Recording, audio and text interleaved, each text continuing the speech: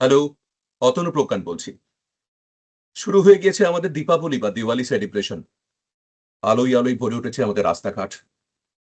আ আতশবাজি, bomb ফটকা এসবের শব্দ শোনা যাচ্ছে।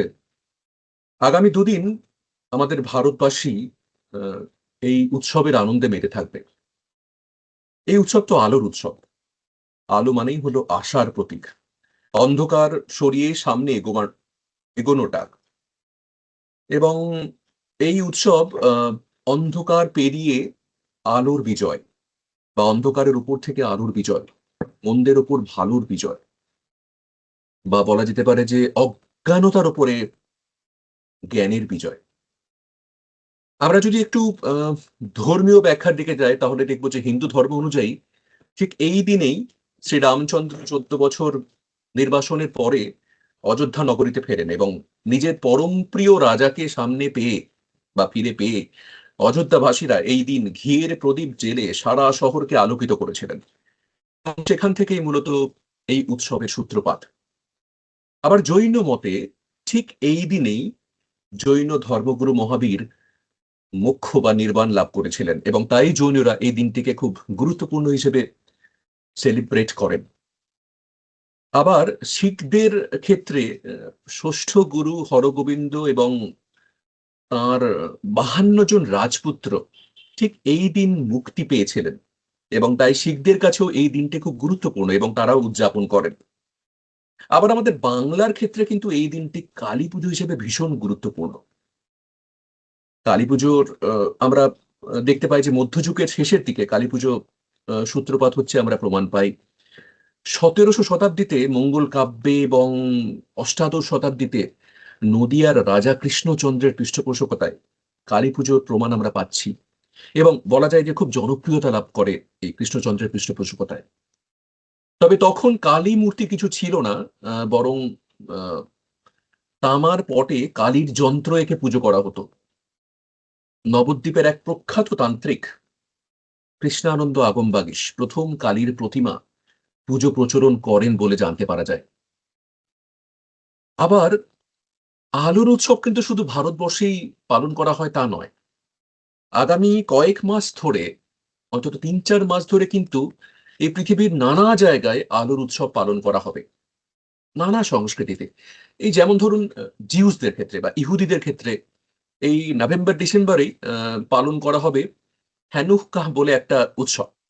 প্রত্যেক বছরই হয় ওদের ধর্মীয় উৎসব এবং ইহুদিরা ৮ দিন ধরে এই আলোর উৎসব পালন করেন।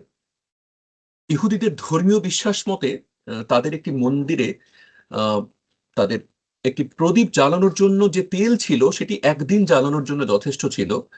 কিন্তু ৮ দিন ধরে জ্বলেছিল এবং সেখান থেকেই সেই অলৌকিক বিশ্বাসের প্রতি তাদের আস্থা আসে এবং সেই অলৌকিকতাকে উদযাপন করার জন্য তারা এই সময়টায় এই হ্যানুক্কাহ আ উৎসবটি, এই হ্যানুক্কাহ বলে যে আলোর উৎসব সেটি পালন করেন। পরপর ৮ দিন তারা মোমবাতি জ্বালিয়ে এই উৎসবটি পালন করেন। এটি তাদের কাছে বিশ্বাস, জয় এবং ঈশ্বরের উপস্থিতির প্রতীক। আবার এই নভেম্বরেই আ আপনি যদি থাইল্যান্ডে যান তাহলে সেখানে কিন্তু লোইক রাথং বলে একটা আলোর উৎসব হয়। মানে এ সময় তারা জলের মধ্যে নদীর জলে ভাসিয়ে দেয় ফুল, মোম, কলাপাতা, ধূপ ইত্যাদিতে সাজানো কিছু আলোকিত পাত্র এবং অন্ধকারে ভাসমান এই সমস্ত আলোকিত পাত্র হয়ে ওঠে মানুষের জীবনের দুঃখ এবং নেগেটিভিটিকে বিদায় জানানোর প্রতীক এবং তার সঙ্গে তারা এই সমস্ত আলোকিত পাত্রের মাধ্যমে আ নদীর কাছে ক্ষমা চায় দূষণের জন্য এবং নদীকে ধন্যবাদ জানায় আজীবন তাদের সভ্যতার পাশে, তাদের জীবনের পাশে থাকার জন্য। তাছাড়া আপনি যদি ইংল্যান্ডে যান সেখানেও কিন্তু প্রত্যেক নভেম্বরে অনুষ্ঠিত হয় বোনফায়ার নাইট। আ ইংল্যান্ডের এক রাজা ১ম জেমসকে হত্যার ষড়যন্ত্র হয়েছিল এবং এই দিনেই রাজনৈতিক সেই হত্যার ষড়যন্ত্র ব্যর্থ করা হয় এবং সেই আনন্দে, সেই উদযাপনে সেই থেকে সেটা হচ্ছে ১৬০৫ আগুন এবং আতশবাজির মাধ্যমে ইংল্যান্ডবাসী আ আ এই উৎস এই এই ষড়যন্ত্র ব্যর্থ করার আনন্দকে আলোর উৎসবের মাধ্যমে উদযাপন করেন এবং এই উৎসবে তারা বড় অগ্নিকুণ্ড, আতশবাজি এগুলোর মাধ্যমে আনন্দ করেন। তাছাড়া ষড়যন্ত্রকারী, মূল ষড়যন্ত্রকারী গাই ফক্স, যিনি, তার একটি পুষ্পপুত্তলিকা করে তাকে পোড়ানো হয়। আবার ডিসেম্বরে আহ, আপনার সুইডেনে সুইডেনে হয় সেন্ট লুসিয়াস ডে, সেটি তাদের একটি আলোর উৎসব। ডিসেম্বরে প্রবল যখন ঠান্ডা, তখন সেই শীতের অন্ধকার ভেদ করে একটি কিশোরী মেয়ে সাদা সুন্দর পোশাকে মোমবাতির মালা মাথায় পরে হাঁটতে হাঁটতে এগিয়ে চলে, এবং এভাবেই তারা তাদের সেন্ট লুসিয়াকে সমর্থন বা সম্মান জানায়, যিনি একদা শহীদ হয়েছিলেন। আবার চীনে চীনের ল্যান্টার্ন ফেস্টিভ্যাল তো খুব বিখ্যাত, যেটা ফেব্রুয়ারিতে হয়। এবং এই উৎসবে চীনের মানুষেরা সপরিবারে একসঙ্গে খাওয়া দাওয়া করে, নানা রঙের কাগজ দিয়ে তারা লণ্ঠন সাজায়, সেই লণ্ঠনের মধ্যে আগুন জ্বলে, এবং আলোময় নানা সাংস্কৃতিক অনুষ্ঠানে তারা মেতে ওঠে। এবং এই উৎসবও তাদের কাছে এক আলোকিত উৎসব, আশা এবং নতুন করে শুরু করার প্রতীক। তো এরকম করেই শুধু এই কটি দেশ যে বললাম তা নয়, এরকম করে আরো অনেক দেশে তাদের নিজের নিজের সংস্কৃতি অনুযায়ী আলোময় উৎসব উদযাপন করা হয়। আসলে আলো তো মানুষের, মানে পুরো মানব জাতির সার্বজনীন প্রতীক হিসেবে ধরা হয়, যা বেসিক্যালি অজ্ঞানতা, দুঃসময়, পাপ, সন্ত্রাস, দুর্নীতি, মৃত্যু ভয়, এগুলোর বিরোধিতা করার জন্য।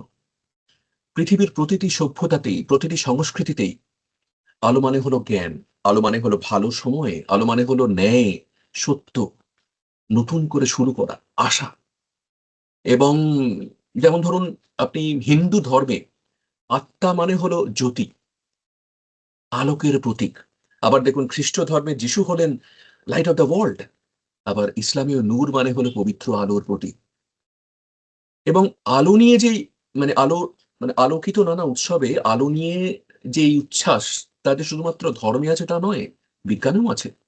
মনোবিজ্ঞান বলছে যে আলো মানুষকে উৎসাহী করে তোলে, আশাবাদী করে তোলে, যেখানে অন্ধকার মানুষকে অবসাদে ভরিয়ে দেয়। এবং এই সমস্ত আলোকিত উৎসব, আলোর উৎসবের মাধ্যমে মানুষ নিজের মনে নতুন করে আলোর প্রবেশ ঘটিয়ে আবার নতুন করে পূর্ণ করে তোলে নিজের জীবন বোধকে, জীবন শুরু করার আশাকে। আম, কিন্তু এই আলোর উৎসবের অনুষঙ্গ হিসেবে আমরা তো আতশবাজিও পোড়াই মনের আনন্দে। অনেক সময় এর তীব্র শব্দে আমাদের বাড়ির বয়স্করা কিংবা শিশুরা, তাদের খুব ক্ষয়ক্ষতি হয়, তারা চমকে ওঠেন, তাদের হৃদয়ের ক্ষতিগ্রস্ত হয়। আবার এই আলোর উৎসবের সঙ্গে অনুষঙ্গ হিসেবে যে আতশবাজি, প্রবল শব্দ, পশু পাখিদের ভয় পাইয়ে দেয়। অনেক পশু পাখি মারা যায় আমরা দেখেছি। আমাদের এই আনন্দ যেন অন্যের দুঃখের কারণ না হয়ে ওঠে, সেটা দেখাও কিন্তু আমাদের মানুষদের অবশ্য কর্তব্য, তাই না? যাই হোক, এই আলোর এই উৎসব, এই দীপাবলি আপনাদের সবার জীবনে শুভ হয়ে আসুক, আনন্দে ভরিয়ে দিক। সবাইকে জানাই শুভ দীপাবলি, হ্যাপি দিওয়ালি।